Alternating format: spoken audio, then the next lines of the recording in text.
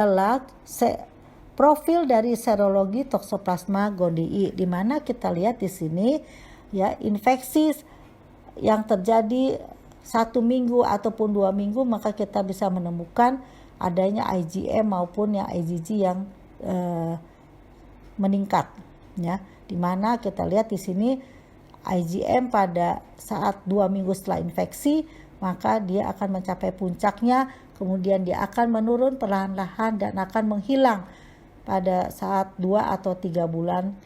Tetapi pada beberapa orang tertentu IgM ini dapat menetap lebih dari 18 bulan ya, sedangkan IgG pada saat IgM menurun atau mau menghilang, maka dia mencapai puncaknya dan akan turun perlahan-lahan sampai kadar yang kecil, kadar yang rendah seumur hidup.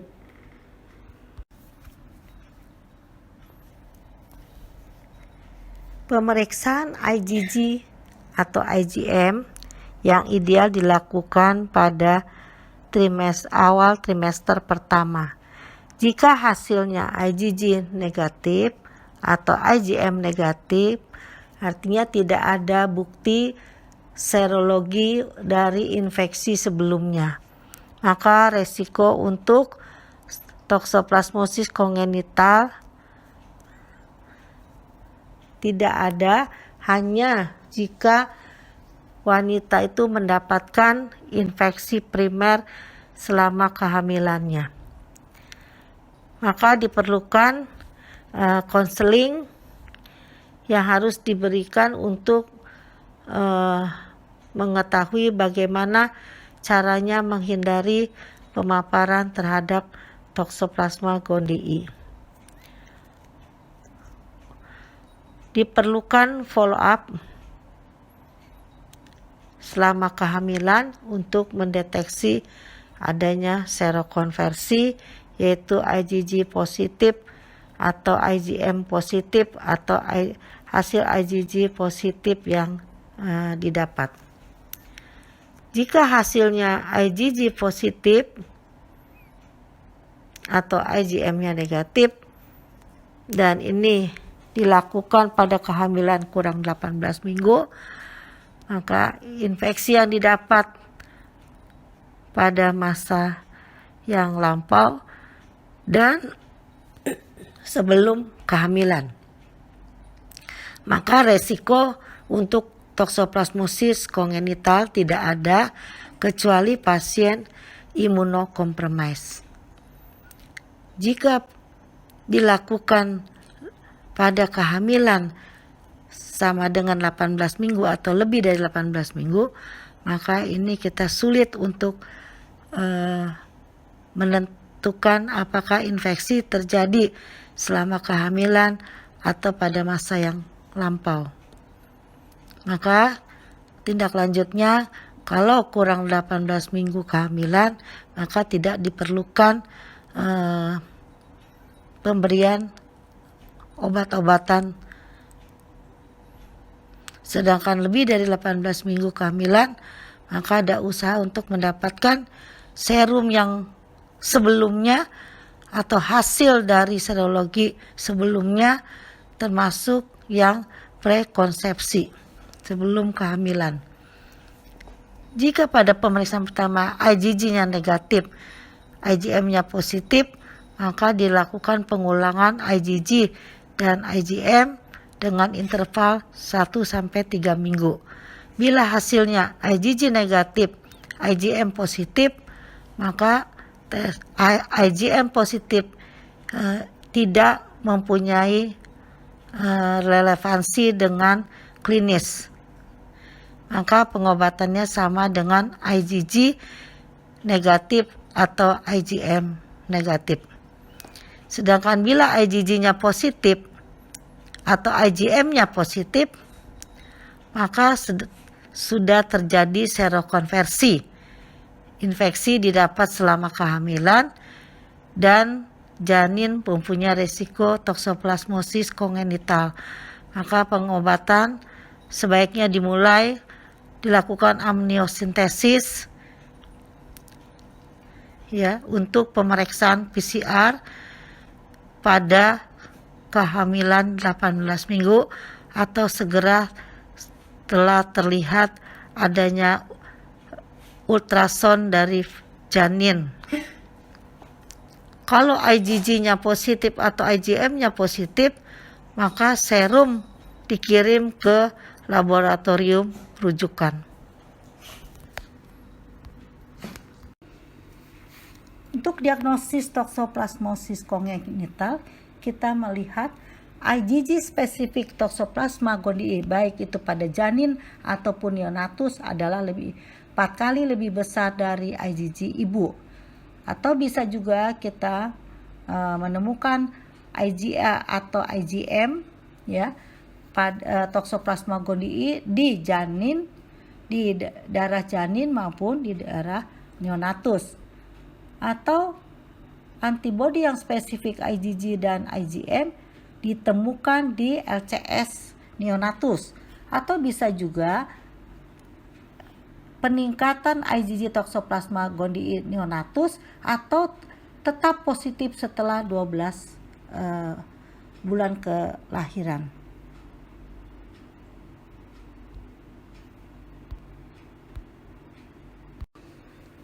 Nah, untuk diagnosis kongenital toksoplasmosis pada janin, kita bisa menentukan apakah janin itu terinfeksi, maka biasanya dilakukan pemeriksaan cairan amnion dengan menggunakan PCR ya. Penanganan dan pengobatan ya pada infeksi baik itu pada ibu maupun janin, maka kita lakukan tes IgG dan IgM ya. Jadi sebelum atau awal kehamilan sebagai screening. Tidak adanya zat anti IgG sebelum atau awal kehamilan ini menunjukkan wanita itu resiko untuk mendapatkan infeksi primer selama kehamilan. Jika IgG, IgM zat anti ya kita temukan, maka ini merupakan infeksi primer, tetapi tidak diketahui penetapannya ini apakah dia baru atau sudah menetap yang lama.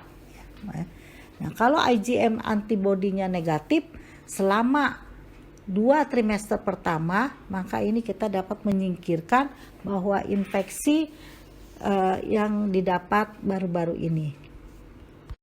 Adanya aviditas yang tinggi ya dalam 3 sampai 4 bulan kehamilan menyingkirkan infeksi yang didapat selama kehamilan.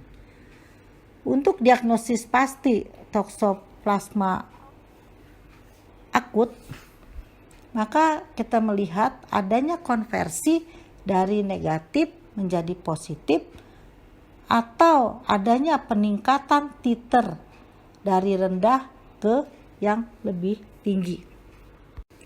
Infeksi ibu tidak semuanya menyebabkan infeksi janin. Diagnosis prenatal pada infeksi janin itu dilakukan dengan cairan amnion menggunakan PCR. Sensitivitas PCR 60 sampai 99% dan tertinggi setelah infeksi 16 minggu. Pada kasus-kasus dengan hasil PCR yang negatif, maka diberikan spiramisin selama kehamilan diikuti dengan pemberian 4 minggu pirimetamin dan sulfadiazin pada kehamilan 17 minggu. Pada kasus-kasus yang PCR positif atau infeksi sangat mungkin dari janin ya, di mana ini infeksi ibu pada trimester kedua akhir dan atau trimester ketiga, maka pengobatan dilanjutkan selama kehamilan itu dengan pemberian pirimetamin atau sulfadiazin. Pirimetamin atau sulfadiazin dan spiramisin ini diberikan secara bergantian untuk mengurangi gejala sisa pada neonatus. Sedangkan asam folinat ya untuk mengurangi supresi sumsum tulang yang diakibatkan oleh pirimetamin. Jika tidak ditemukan kelainan, maka biasanya dilakukan USG setiap bulan sampai term, ya sampai kehamilan cukup. Bila ditemukan hidrosefalus, maka kehamilan diakhiri. Pengobatan infeksi akut Toxoplasma gondii pada ibu hamil yang sudah terkonfirmasi, maka pengobatan diberikan Spiramisin dan dapat dimulai untuk mencegah transmisi ke janin. Jika infeksi janin telah terjadi melalui pemeriksaan amniosintesis, maka diberikan pirimetamin dan sulfadiazin sesudah trimester pertama atau sesudah kehamilan 18 minggu. Pemberian asam folinik yang bersamaan dengan pirimetamin dan sulfadiazin.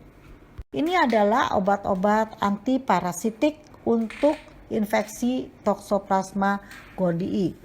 Bila infeksi akut pada kehamilan sebelum 18 minggu, maka diberikan Spiramisin. Lamanya itu sampai term atau infeksi janin, ya ditemukan infeksi pada janin. Itu diberikan Spiramisin. Kalau infeksi janinnya sudah terbukti, maka diberikan pirimetamin dan sulfadiazin serta asam folinat, diberikan sampai term. Ya, bila terjadi toksoplasmosis kongenital pada bayi, maka diberikan pirimetamin, sulfadiazin, dan asam folinat selama 1 tahun. Pencegahan pada toksoplasmosis ada 2, yaitu pencegahan primer dan pencegahan sekunder. Pencegahan primer di sini maksudnya yaitu mencegah ibu hamil terinfeksi Toxoplasma gondii. Sedangkan pencegahan sekunder itu mencegah janin jangan terinfeksi Toxoplasma dari ibu hamil. Demikianlah kuliah hari ini yang saya dapat sampaikan. Semoga bermanfaat. Sampai ketemu lagi dengan kuliah yang lainnya. Selamat siang.